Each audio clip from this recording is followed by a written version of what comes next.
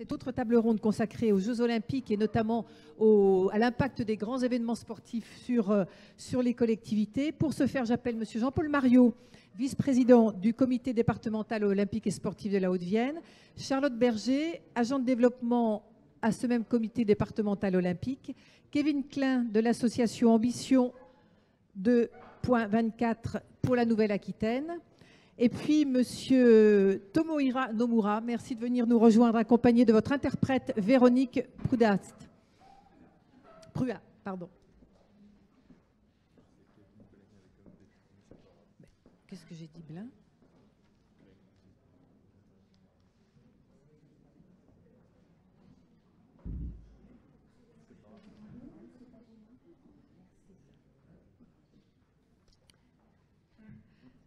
Prenez place, mesdames et messieurs. Il y a assez de sièges pour tout le monde?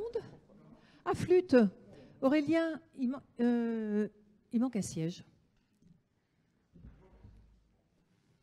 Ça ne va pas le faire. Peut-être on peut trouver une chaise là-haut, tout simplement. Vous êtes sportif, vous tiendrez bien sûr une chaise. Parfait, parfait. On va commencer avec vous, Monsieur Tomohiro Nomura. Vous êtes donc directeur général de Claire Paris. Alors Claire Paris, si je ne me trompe pas, c'est une fondation reconnue d'utilité publique depuis 1988, dont l'objectif est de promouvoir au Japon l'internationalisation des collectivités locales japonaises.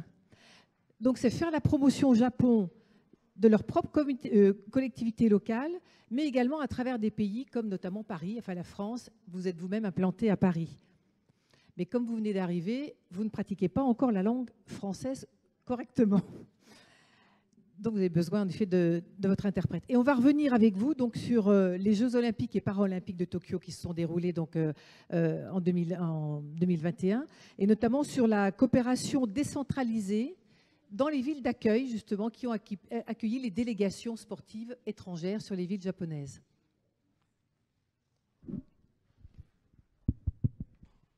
Bonjour. Ah bah si, vous parlez français. Un peu. Je m'appelle Tomohiro Nomura. Je suis directeur général du CLEA Paris. CLEA est l'organisation commune des collectivités locales japonaises. Mon travail consiste à mettre en relation les collectivités locales en France et au Japon. Par exemple, nous aidons à développer les jumelages entre les municipalités du pays. Aujourd'hui, je vais parler du Jeux olympiques et paralympiques de Tokyo 2020. En particulier, je voudrais expliquer les villes d'accueil prises par les collectivités locales japonaises. Et à partir de maintenant, je vais parler en japonais.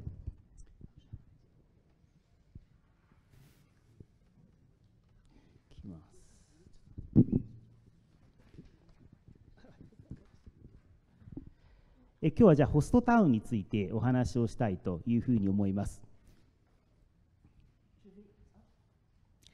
Alors c'est quelle couleur? Touchez pas au bouton surtout.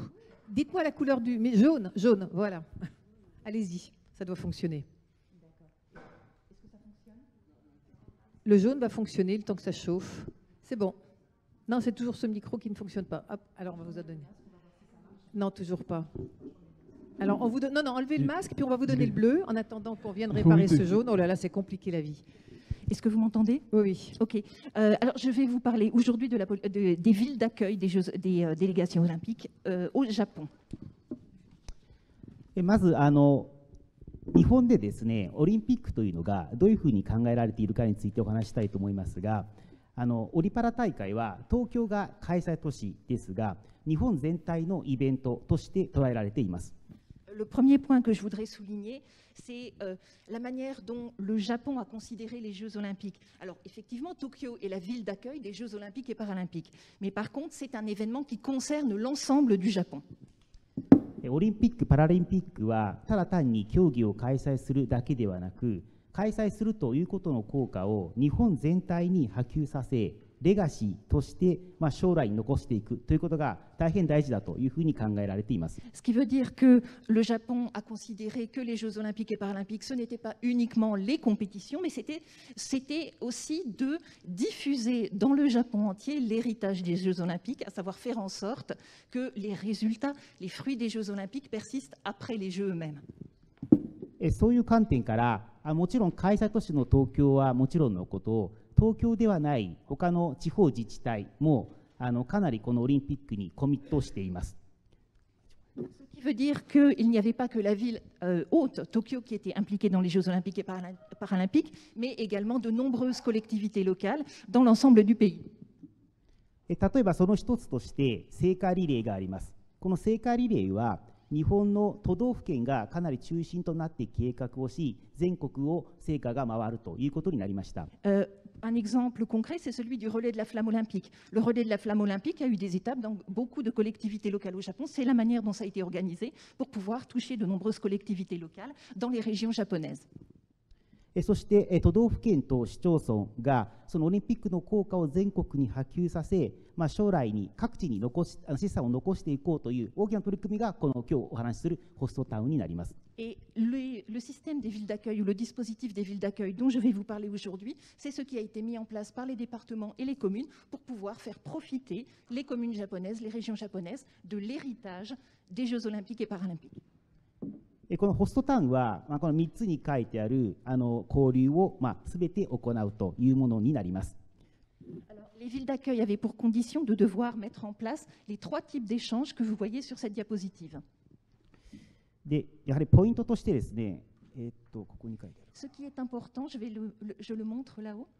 2021年を超えて長くその交流を続けていこうということを趣旨としておりまして、これについては国の方で半分のお金が地方自治体に出るということになっています。Alors, ce qui est important, c'est donc, comme on le disait tout à l'heure, des résultats de longue date, c'est-à-dire qui persistent bien après l'organisation des Jeux olympiques eux-mêmes. C'est la raison pour laquelle le pays a mis en place un dispositif de financement qui permettait de couvrir jusqu'à 50% des dépenses engagées dans le cadre de ces échanges dans les villes d'accueil. でホストタウンというのは、その外国のスポーツ団体とかを自分の市町村なりに受け入れて、そこで練習などする際に交流をしていくということですが、登録数は462件、自治体数は533件などとなっています。Alors, les villes d'accueil avaient pour objectif d'accueillir bien sûr des délégations sportives, par exemple, des délégations sportives, et ce sont 533 collectivités locales japonaises qui se sont qui ont procédé à 462 inscriptions.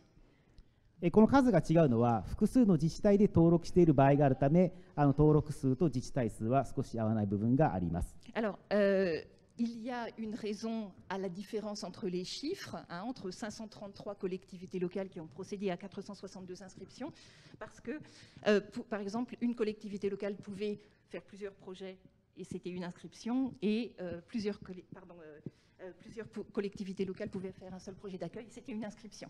Voilà.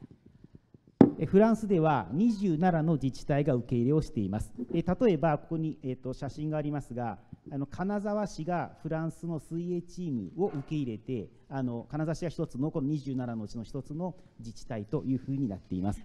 Pour donner un exemple concret, donc la France a été accueillie par 27 collectivités locales japonaises. Vous avez en haut à droite la photo de l'une d'entre elles, qui est la ville de Kanazawa, qui a accueilli l'équipe française de natation. Donc c'est un exemple de ville d'accueil.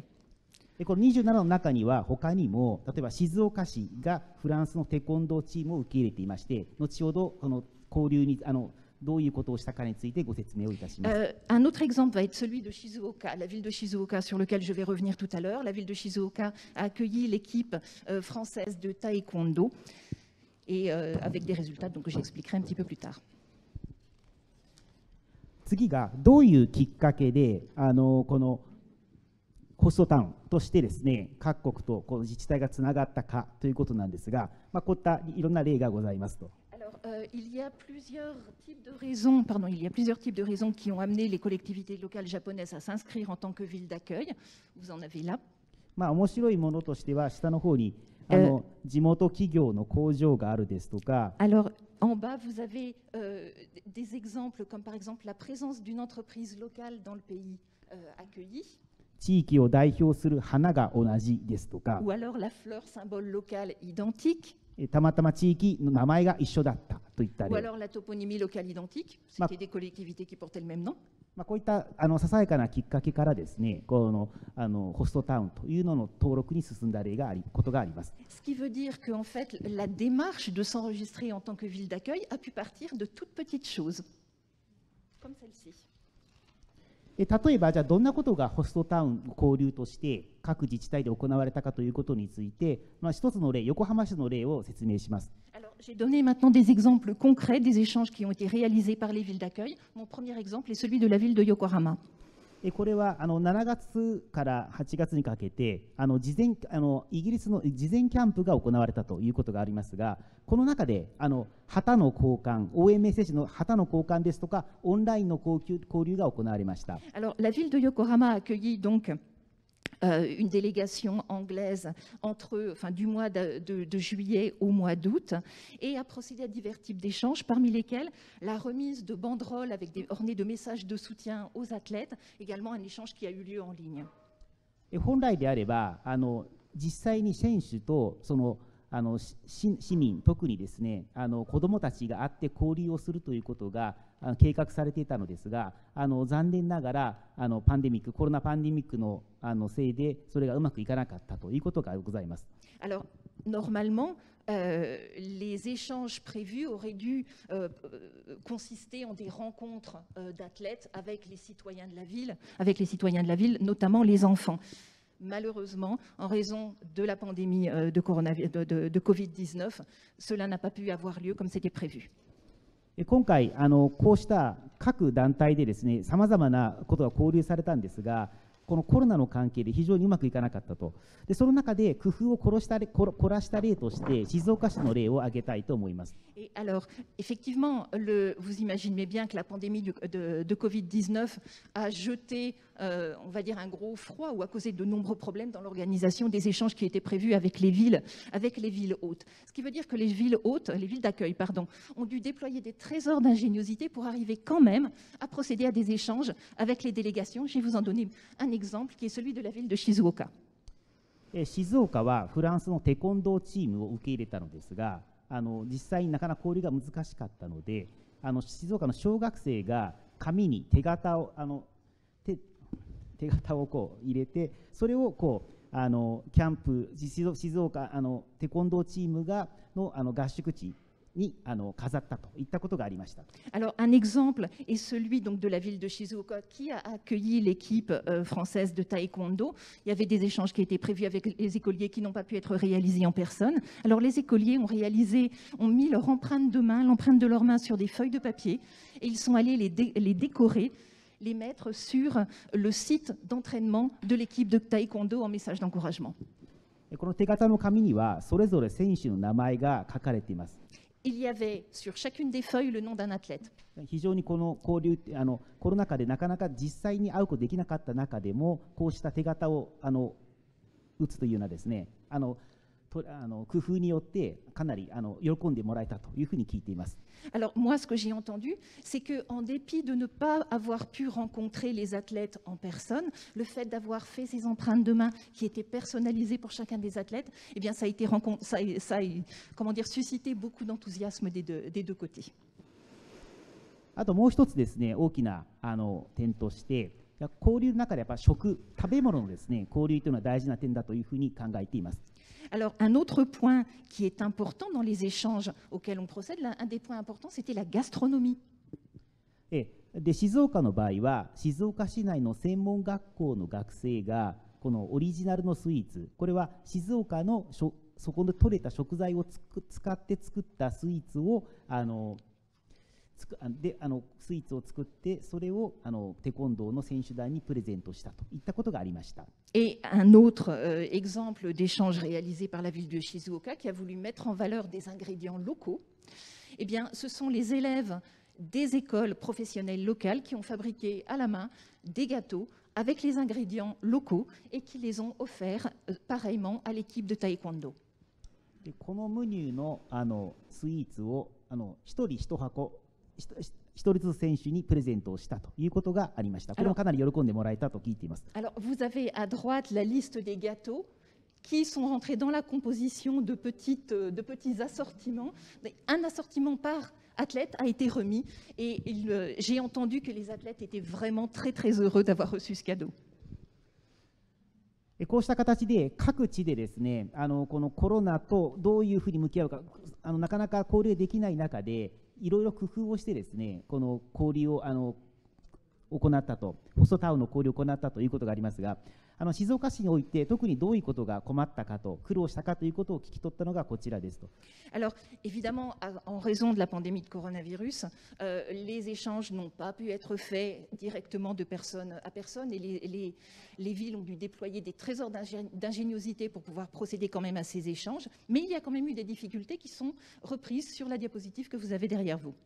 特にやはり国の方がかなりしっかり厳しくですね規制をしているので、それに合うマニュアルを国に提出する必要があったんですが、その国の方のどういう対応策にすればいいかという国が示される対応策が出るのが遅くなって、かつまた変更点が多くなったということがすごく苦労したという点だということであります。Alors, en particulier, la ville de Shizuoka enfin, comme toutes les autres villes d'accueil, devaient soumettre à l'État ce qu'on appelait un manuel d'accueil qui était, on va dire, une transposition locale des dispositions qui étaient prises ou des instructions qui étaient prises données au niveau national à chacune des villes et qui étaient extrêmement strictes concernant l'accueil des délégations étrangères. Donc l'État donne ces instructions par rapport auxquelles les collectivités locales doivent donner ce manuel d'accueil. Malheureusement, les instructions données par l'État, elles avaient du retard, donc ils ont eu des problèmes par rapport à ça, et en plus, il y a eu de nombreuses modifications. あともう一つはですね、このキャンプの受け入れ施設で実際にこのオリンピックチームを受け入れるんですけども、そのオリンピックチームと普通にその施設を使う方と動線を分けなきゃいけないということで、動線を分けるのにも苦労されたということを聞いています。Et un autre point, c'est-à-dire que certes, il y avait des centres d'entraînement qui accueillaient la délégation étrangère, mais pendant ce temps-là, elle continuait à accueillir le grand public japonais. Donc la mise en place d'itinéraires séparés pour les délégations et pour le grand public a été une grande source de migraine pour cette ville d'accueil. はい、ちょっと今日すべては紹介できないんですけれども、内閣官房のですね、ホームページにこのどういう交流をですね、フランスのチームと日本の自治体がどういう交流をしたかということを漫画にしてですね、したものがあります。よろしければそれをまたご覧いただければなと思っています。Alors malheureusement aujourd'hui je n'ai pas le temps de présenter tous les exemples, mais il y a à disponibilité pour toutes les personnes qui voudraient la consulter, donc sur le site internet du siège pour la promotion des Jeux Olympiques du cabinet du Premier ministre, donc des mangas qui relatent des aventures de ces collectivités locales. Donc je vous invite à consulter ce site si vous y êtes intéressé. 以上です。ご清聴ありがとうございました。メルシボク。Je vous remercie pour votre attention.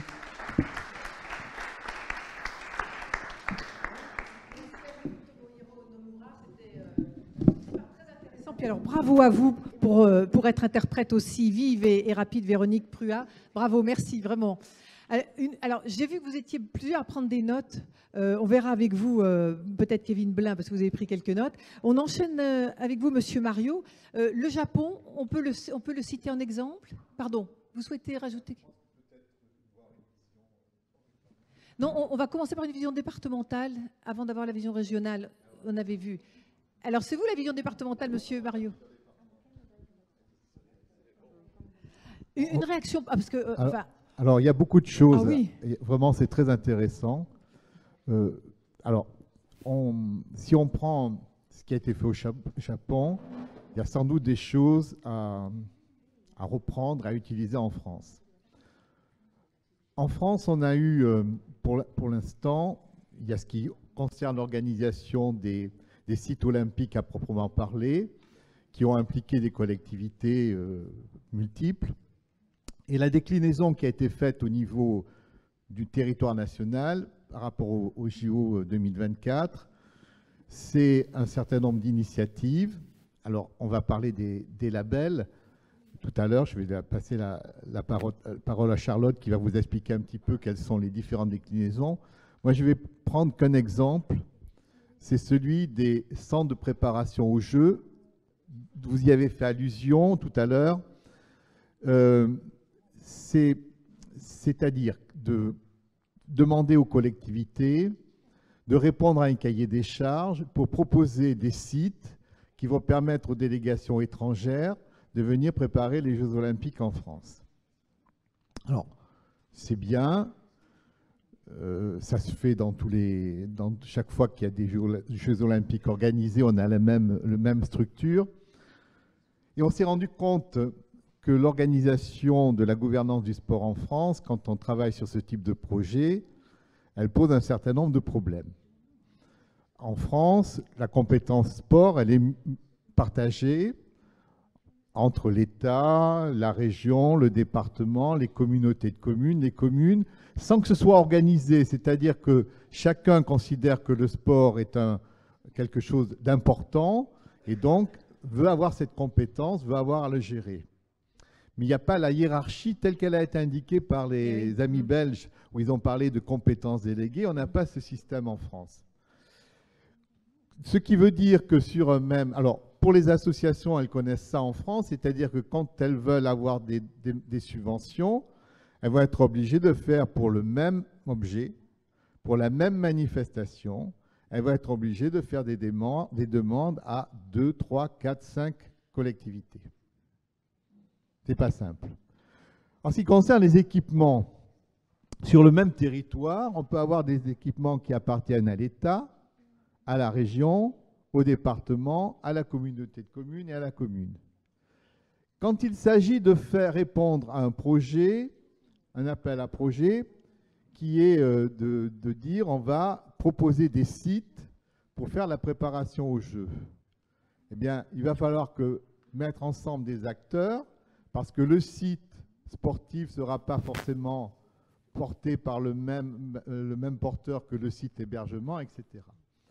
Donc cette difficulté, on l'a connue au niveau de l'élaboration des projets. C'est vrai dans toute la France. C'est plus ou moins compliqué dans les départements selon que les collectivités s'entendent plus ou moins bien entre elles. Le problème, c'est qu'aujourd'hui, si on prend l'exemple de la Haute-Vienne, il y a 7 sites qui sont labellisés CPJ, Centre de préparation aux Jeux. Si on prend l'exemple de ce qui a été fait, alors je vais prendre un exemple, non pas de Tokyo, mais Londres, puisque c'est les Jeux qui ont été tenus en Europe, avec une particularité un petit peu spécifique entre Tokyo et les conditions qu'il y a eu et Londres et Paris que je vais citer. À Londres, il y avait un peu plus de 600 centres de préparation aux Jeux. Ces centres de préparation aux Jeux sont proposés aux fédérations internationales pour qu'elles envoient leur équipe préparer les Jeux dans le pays d'accueil. Sur les plus de 600 en Londres, il y a eu 95 sites qui ont accueilli des délégations. En France, il y a 770 CPJ de retenue. Il va y avoir une centaine de sites qui vont accueillir des délégations étrangères. Ah oui, donc on n'est pas sûr que chaque site retenu accueille une délégation étrangère. C'est pour ça que je vais y venir. Eh oui. Donc sur les 7 sites en Haute-Vienne, avec beaucoup de chance, on va avoir un site retenu. Le problème, c'est que les sites, ils ont été retenus il y a 6 mois maintenant à peu près. C'est ça, hein? Et que derrière, si on veut que des délégations étrangères viennent, eh bien, il faut faire un travail de communication. Il faut faire un travail, je vais rappeler, de lobbying pour que vanter les sites, vanter la qualité de l'accueil, vanter tout ce qu'on va mettre autour du site. Et vous avez donné des exemples, ce qui est l'implication de la population autour, la donnée culturelle, tout ce qui peut être fait autour. Et si on veut avoir une chance, je prends l'exemple d'un département, la Haute-Vienne, mais je serais dans un autre département, je dirais la même chose. Si on va avoir une chance que des sites soient retenus, eh bien, il faudrait que l'ensemble des porteurs se mettent ensemble, comme dire, pour avoir une démarche de communication et de lobbying commune, pour avoir la chance de proposer à des fédérations internationales de venir avec plusieurs équipes sur un même site. Voilà, c'est ce travail. Alors pour l'instant, rien n'a été fait, à ma connaissance. Et on a une chance extraordinaire en Haute-Vienne. Vous l'avez entendu tout à l'heure. On a le Centre de droit et d'économie du sport. Jean-Pierre Carrequillo a dit qu'il avait noyauté les fédérations françaises internationales. Ben, ça serait peut-être un des relais qui pourrait être intéressant pour utiliser toutes les possibilités qu'on a pour faire venir des délégations des fédérations étrangères, des fédérations internationales étrangères, pour venir sur les CPJ qui ont été retenus en France. Jean-Paul Mariot, juste un petit aparté. Il y a un déjeuner qui vous sera offert, un cocktail qui vous sera offert derrière la mairie vers 13h, au plus tard 13h10. Voilà, ça c'est pour la petite chose. Ouais. Autre question qui se réfère à ce que vous dites. Finalement, les Jeux Olympiques ont une démarche commune sur tous les pays, mais en fonction de la gestion de chaque pays, comme vous l'avez expliqué, c'est différent pour accueillir les délégations. On a bien vu au Japon que c'était les communes qui étaient en tête de réseau. Ben, en France, ce n'est pas forcément le cas et ce n'est pas le cas d'une manière générale. Donc vous prônez pour que ce soit le département, par exemple. Non. C'est une question. Est-ce que vous prenez une communication au niveau d'un territoire comme un département ou pas? Je dis que le travail aurait été fait en amont, c'est qu'il y a un porteur commun sur l'ensemble des CPJ. Ça ne veut pas dire qu'il y a un porteur forcément le département, mais qu'il y ait un porteur commun au niveau du travail qui est fait sur les CPJ. Sur le label Terre de Jeux dont on en parle tout à l'heure, chacun est parti de son côté parce que c'était différent. Mais sur le portage d'un centre de préparation aux Jeux, on a des équipements qui appartiennent à plusieurs collectivités. Donc l'idéal, ça aurait été qu'on puisse avoir un porteur commun. Et on voit maintenant que l'absence de ce porteur commun gêne au niveau de la communication et du lobbying. Alors, je vois que M. Blin, je vais vous donner la parole, Mme Berger, mais je vois que M. Blin éventuellement réagit. Kevin, je rappelle que vous êtes de l'association Ambition 2.24, née Nouvelle-Aquitaine. Vous êtes chef de projet éducation et excellence.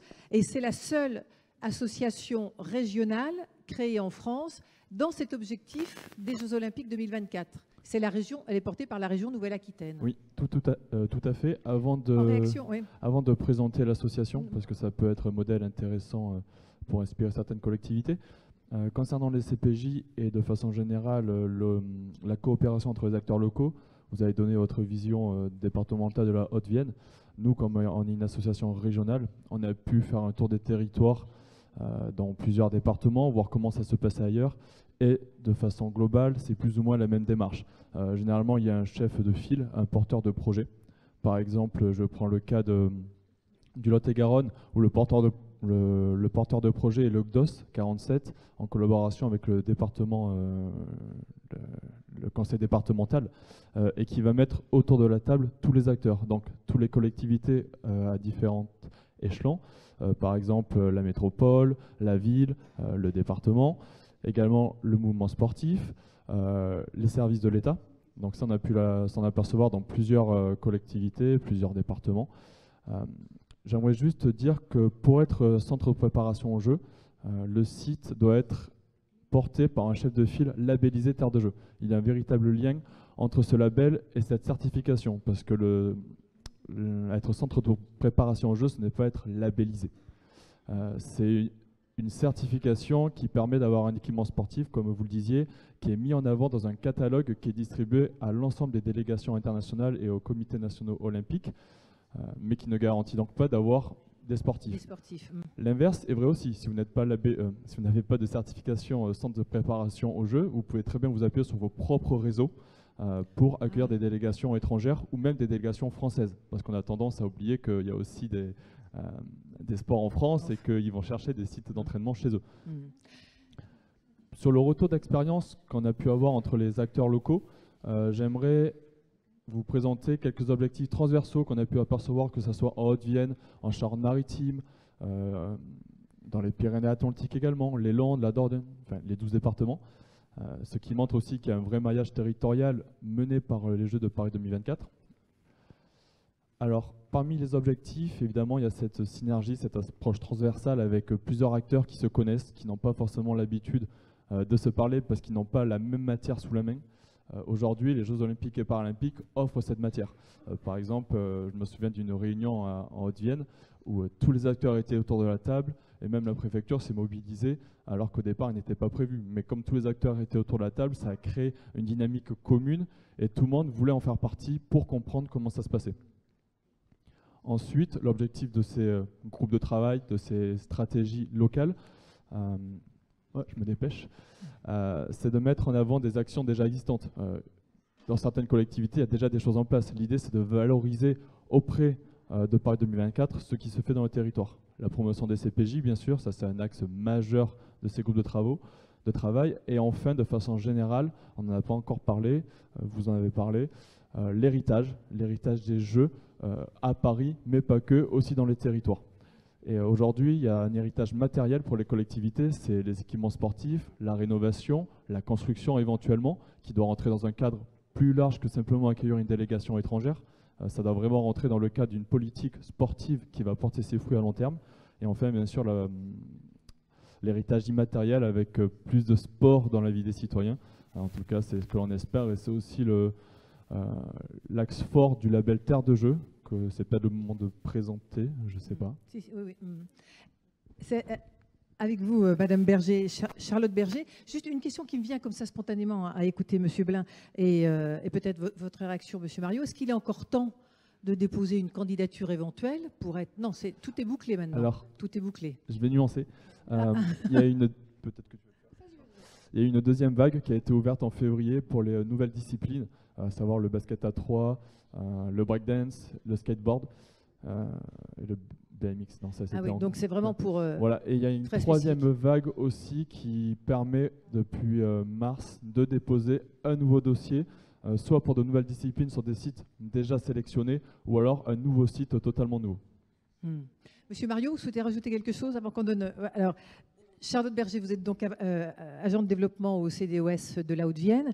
Donc en effet, il y a une stratégie d'implication qui est mise en place, une stratégie d'implication des territoires, avec donc différents labels que vous allez nous présenter, et où chaque territoire finalement peut se raccrocher à l'un de ces labels en fonction de ses équipements, en fonction de la structuration de sa géographie et autres, pour pouvoir accueillir éventuellement des équipes.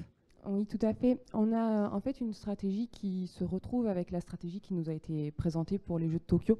Il y a beaucoup d'éléments qui sont assez proches. On a quelques différences de terminologie, mais dans l'ensemble, on retrouve un grand nombre d'éléments. Alors, on va le faire un petit peu de façon décousue, mais vous l'avez déjà entendu parler. Le premier label qui a été mis en place par le comité d'organisation des Jeux, c'est celui de Terre de Jeux, donc Terre de Jeux 2024. L'objectif, c'est de pouvoir impliquer toutes les collectivités territoriales. Et donc, on est sur la même stratégie qui consiste à faire des Jeux de Paris, les Jeux de tout le territoire et pas uniquement les Jeux d'une seule ville. Donc, l'objectif, c'est que les collectivités et le mouvement sportif, parce qu'il y a aussi les fédérations et les associations sportives, puissent se labelliser, donc Terre de Jeux 2024, pour pouvoir s'engager dans une démarche de promotion de la pratique sportive en déployant des programmes, en s'engageant sur l'animation et le fait de faire vivre des émotions au public, sur l'animation d'événements et sur le fait de pouvoir fédérer la communauté Paris 2024. C'est le premier des labels qui est en place et qui est à demander et à obtenir pour pouvoir décliner ensuite les autres dispositifs, notamment les centres de préparation aux Jeux dont on a discuté. Il y a un autre élément qui est important, qui est à destination des scolaires, c'est le label Génération 2024, qui lui est à destination des établissements scolaires, quel que soit le niveau, et qui s'adresse aux établissements pour leur permettre de faire des passerelles entre le monde sportif et le monde scolaire, pour qu'ils puissent travailler ensemble, également avec les collectivités territoriales. C'est pour le coup déjà le cas en Haute-Vienne où on a des collectivités avec lesquelles on travaille pour faire visiter les centres de préparation aux Jeux. Il y a pas mal de choses qui sont mises en place et ça nous permet du coup de faire des ponts entre tous les acteurs. Donc il y a un autre label qui s'inscrit un peu dans celui-là, qui est celui des classes olympiques, qui permet là à un enseignant de porter un projet au sein d'un établissement, mais qui se limite à une seule classe sur l'établissement. Et enfin, le dernier élément, c'est les services civiques. C'est un des derniers arrivés sur la stratégie de Paris 2024. Il s'agit de faire labelliser des missions de service civique Génération 2024 pour permettre d'aider à la promotion et d'aider à l'implication des jeunes, notamment, dans la stratégie de Paris 2024. Et on a du coup un référentiel de missions où il faut que ça corresponde, il y a pas mal d'éléments qu'il faut respecter, mais ça permet de faire labelliser les missions de service civique. Est-ce qu'il y a de ce fait une inégalité entre les territoires, Jean-Paul Mariot, en fonction des équipements, en fonction des sites géographiques possibles pour accueillir ce type de délégation? Et est-ce qu'on peut pallier à ça? Alors, c'est vrai que moi, je reconnais qu'il y a eu un bon dynamisme pour répondre à ces différents appels à projets. Les collectivités, pas simplement les collectivités, et au niveau même de l'éducation nationale, il y a eu une bonne réaction. Une bonne réaction. Oui. Je crois qu'il faut dire la réalité, c'est vrai. Par contre, il y a une difficulté pour faire vivre le label. La question, c'est pas d'être labellisé, mais c'est qu'est-ce qu'on fait du label. Eh oui. Et c'est vrai que là-dessus, il y a beaucoup de choses. Alors, peut-être d'ailleurs que j'ai entendu ce qui a été fait par rapport au relais de la flamme olympique, et je pense que ça sera peut-être un moyen de relancer toutes ces structures qui ont répondu à ces labellisations pour les impliquer dans le cadre du parcours de la flamme olympique. Ça pourrait être effectivement un bon moyen, mais en anticipant, pas attendre que la flamme arrive, hein, mais en anticipant. Alors, le problème de l'inégalité du territoire, c'est une réalité, c'est que on a une inégalité de la présence des équipements, mais ça on peut pas trop y faire.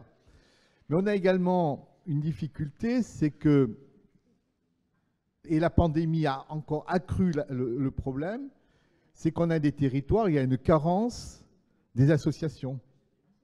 Territoires dans les quartiers politiques de la ville, dans les territoires ruraux, il manque des associations, parce qu'il manque des bénévoles, parce qu'il manque cette volonté, cette capacité à créer des structures pour le sport, mais même au niveau de l'activité physique. Ce soir, cet après-midi, vous parlerez du sport santé, et dans le sport santé, on n'est pas sur la compétition.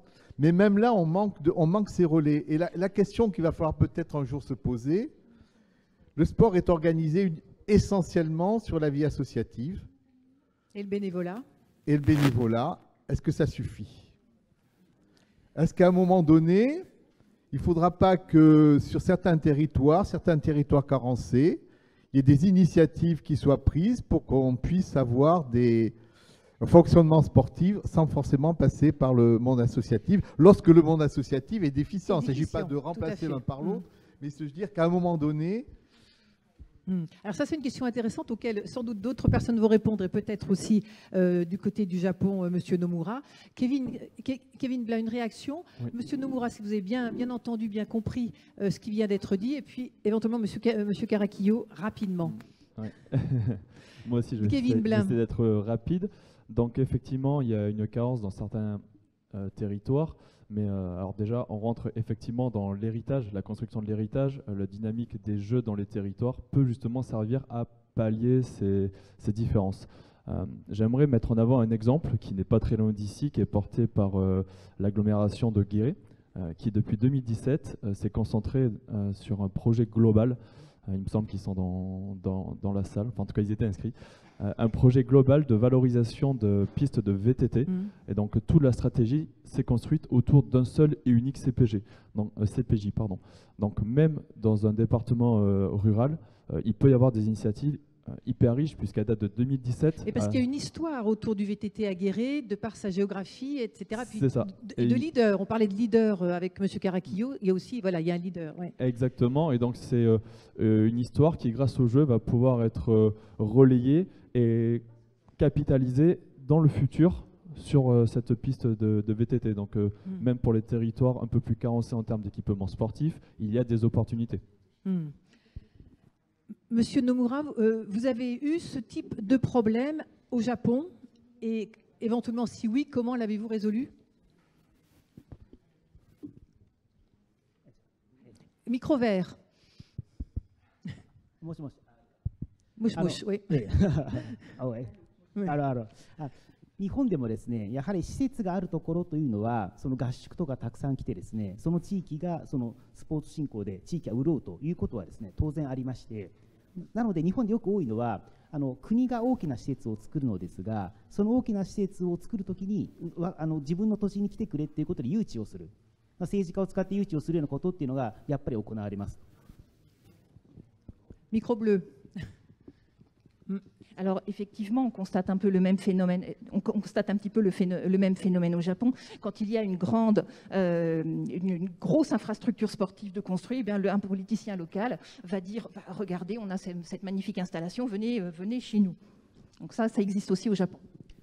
で、やっぱり日本ではあまりそのいわゆる民間のですね NPO とか非営利団体といったものはですね発達していなくて、どうしても行政が結構中心となってですねスポーツ施設とかをこう運営して作っていくということになっています。なので国が大きなものを作るんですが、もちろん都道府県とか市町村もスポーツ施設を作ることができます。でただなかなかお金がないので、そこは国からたくさんの補助金を得たいということで、補助金を取ってくるということもですね大きな政治活動のですね争いというかになっています。Véronique Pruat, on va remettre la médaille d'or de l'interprète. Alors, pour ce qui est du monde associatif, le monde associatif n'est au Japon pas aussi développé qu'il l'est ici. Il n'y a pas autant d'associations qu'il y en a par exemple en France. C'est plutôt l'administration qui joue un rôle local dans la gestion notamment des infrastructures sportives. Comme je le disais tout à l'heure, c'est l'État qui va par exemple faire construire de grosses infrastructures et après les communes, ça ne veut pas dire que les petites communes ou les autres collectivités locales ne peuvent pas les construire, mais elles n'ont pas forcément les moyens financiers, ce qui veut dire qu'elles vont se livrer à une espèce de course aux subventions qui fait partie également des activités politiques, des actions politiques au niveau local pour pouvoir construire des infrastructures. Non, je crois que vous vouliez rajouter quelque chose. Monsieur Caraquillo, vous souhaitez réagir à la question soulevée par Jean-Paul Mariot? Comme d'habitude, mais c'est bien. Ça fonctionne, oui. Je peux parler là pour vous, là, par rapport à ce que vous dites d'héritage des Jeux, je pense qu'il faut faire un peu attention. L'héritage des Jeux, ce n'est pas seulement le COJO. Actuellement, l'héritage des Jeux va être pris en main de manière, je crois, très dynamique par le Comité national olympique et sportif français. Et je voudrais rassurer Jean-Paul là-dessus. Dans le programme de l'aspect important, c'est du programme, c'est finalement la décentralisation. Et plus précisément, d'essayer de s'appuyer sur des GDOS, notamment parce que ce sont les DOCS qui sont les plus près de la population, pour essayer finalement de participer notamment au programme et notamment à l'héritage des Jeux. Ça, c'est tout à fait important. Et encore une fois, alors sur l'aspect d'association, je ne suis pas tout à fait d'accord avec toi, Jean-Paul. Je crois que moi, les structures juridiques, ce n'est pas ce qu'il y a de plus important. Ce qu'il y a de plus important, ce sont les hommes, comment ils font fonctionner les structures juridiques. Et plus précisément, si on manque d'hommes, comme il le soulève sur certains quartiers. Non, mais si vous voulez, d'accord, mais qu'est-ce que vous mettez en place juridiquement? Une société coopérative. Donc, je ne crois pas que ce soit ça le débat. Aujourd'hui, les associations peuvent faire beaucoup de choses. Les associations peuvent faire beaucoup de choses, et je crois qu'aujourd'hui, il y a un développement, en plus de ça, de ce qu'on appelle le mécénat de mission, qui a été mis en place par la loi Pacte notamment, dont il faut profiter. Et je trouve que nous tous, mais c'est nouveau, on n'en profite pas assez. Bon, voilà. Mais les pistes de réflexion, encore une fois, vous m'avez demandé d'être bref, donc j'essaie d'être synthétique. Merci. OK. Une réaction par rapport à cela?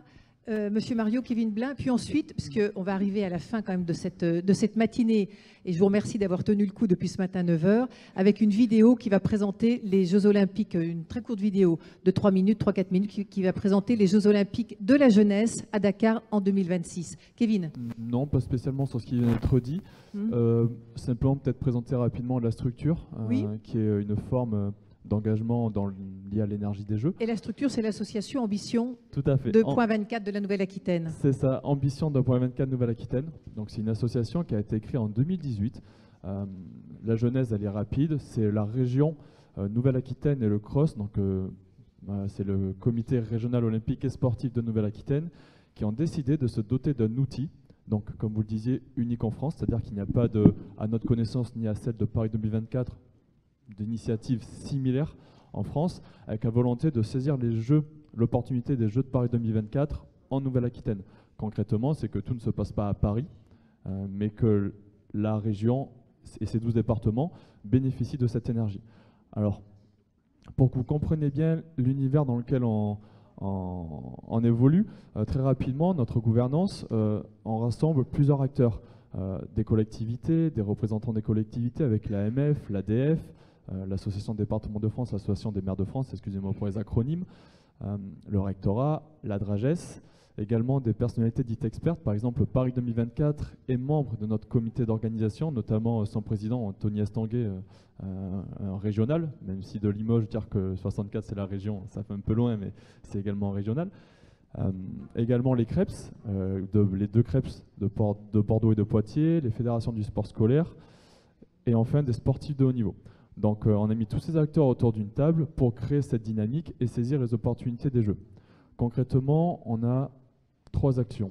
Des actions liées à l'éducation. Là, on va s'appuyer sur le label Génération 2024, notamment lors des temps forts, semaine olympique et paralympique et la journée olympique. Un axe excellence pour valoriser les sportifs de Nouvelle-Aquitaine, notamment ceux qui étaient à Tokyo cet été et qui seront, on l'espère, à Paris 2024. Donc c'est aussi notre travail en collaboration toujours avec le CROSS et la région. Et enfin, le dernier point, celui qui vous intéressera le plus, c'est l'aspect patrimoine. Alors là, on y place la valorisation du patrimoine sportif et touristique, donc évidemment le label Terre de Jeux, les centres de préparation aux Jeux. Voilà, donc ça c'est la matière que l'on travaille, on ne va pas rentrer trop dans les détails de ce qu'on a pu faire jusqu'à présent. En tout cas, on est là en complémentarité de toutes les initiatives locales dont on vous parle depuis le départ. On est là pour avoir un œil un peu plus, avec une hauteur un peu plus importante, de voir ce qui se fait. Par exemple, en termes de stratégie de valorisation des CPJ, on n'en a pas trop parlé, il y a plusieurs leviers et on peut voir dans certaines collectivités, par exemple, des clips qui ont été tournés, notamment en Haute-Vienne, un clip pour mettre en avant les différents sites que vous avez cités, ou même l'exemple le plus concret, c'est la création de postes. Alors, dans l'association, nous avons 2 salariés, donc déjà c'est une forme d'héritage, on crée du salariat lié au jeu, mais même dans les collectivités, à échelle plus petite, par exemple, on a appris qu'en Vienne, un poste de CDI, de chargé de mission, allait ouvrir pour animer le label Terre de Jeux et construire l'offre envers les délégations par rapport au CPJ. Il y a une démarche similaire en Charente-Maritime sur l'île d'Oléron. Donc on voit que l'héritage se construit maintenant, même si effectivement le terme est un peu galvaudé assez souvent. Il y a vraiment des choses concrètes qui se font sur tous les territoires, peu importe leur importance, peu importe leur culture sportive, même si ça veut tout et rien dire cette notion. Voilà, c'est ce que je voulais vous présenter aujourd'hui. Alors, on met beaucoup en avant les territoires et on cite toujours les Jeux de Paris, les Jeux de Dakar, les Jeux de Tokyo. Peut-être qu'un jour, il faudra dire les Jeux français ou les Jeux en France, au Japon ou au Sénégal. On va terminer justement avec vous, Fatou Diallo. Excusez-moi de vous précipiter les uns les autres, j'en suis désolée, avec justement cette vidéo que vous nous avez apportée et qui va donc présenter les Jeux 2026, les Jeux olympiques de la jeunesse, dans votre pays et dans votre ville à Dakar. I have the great pleasure to say it's time for Africa.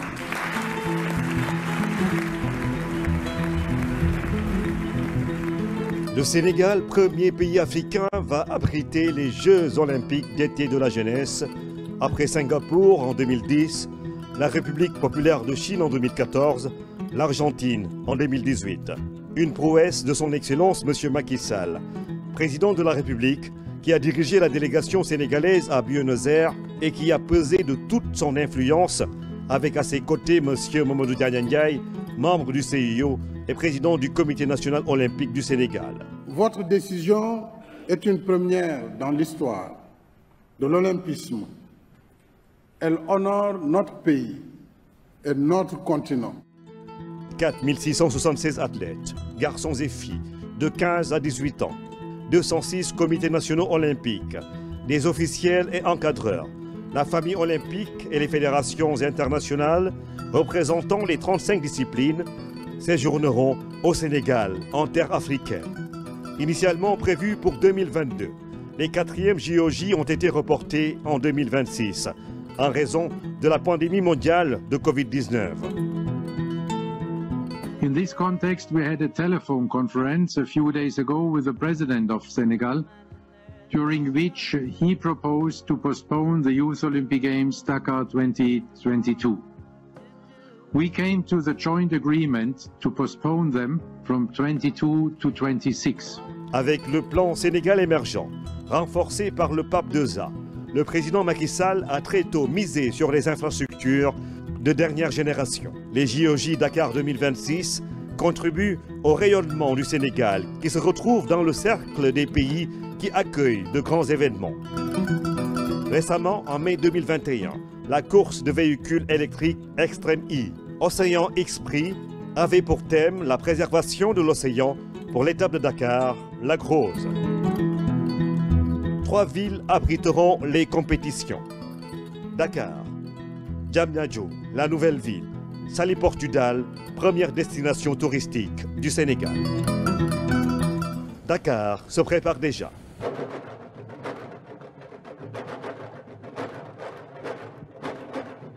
Plusieurs travaux sont lancés pour la mobilité urbaine. Le train express régional, le bus rapide transit sur voie réservée et la construction d'autoponts.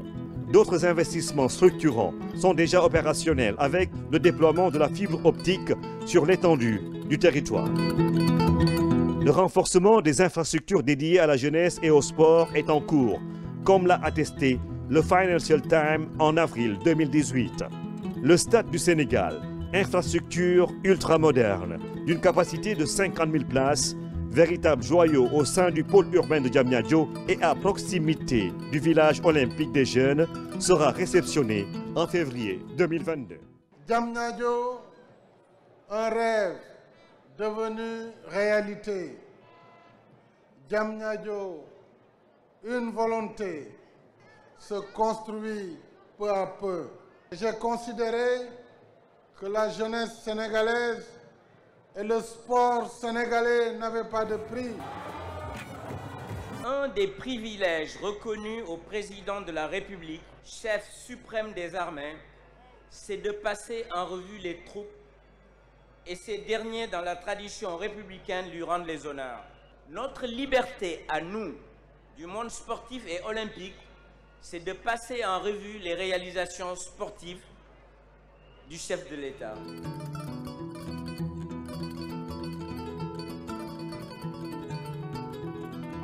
Autant d'initiatives qui préparent le Sénégal à accueillir avec enthousiasme et sérénité la grande fête de l'olympisme mondial et en faire un des plus grands rassemblements de la jeunesse. Bienvenue au pays de la Teranga en 2026. Juste un petit commentaire, il sera très, très court. Vous avez vu la présence du chef de l'État tout au long de la vidéo. C'est parce que pour la première fois dans l'histoire des Jeux, un État est engagé. Aujourd'hui, dans le contrat d'hôte, contrairement à Paris, où c'est Paris qui a signé avec le Comité national olympique, pour ce qui concerne les Jeux Dakar 2026, l'État du Sénégal est garant. Donc, dans le contrat d'hôte, vous avez l'État du Sénégal qui est signataire et la ville de Dakar qui est signataire. Et ce qui fait qu'on a cette garantie qui nous permet de pouvoir mener ces Jeux à bien. Eh bien, on souhaite en effet de beaux Jeux en 2026. Nous serons passés avant, bien sûr, en 2024. Merci en tout cas à vous tous. Et puis, je vous propose donc de faire une pause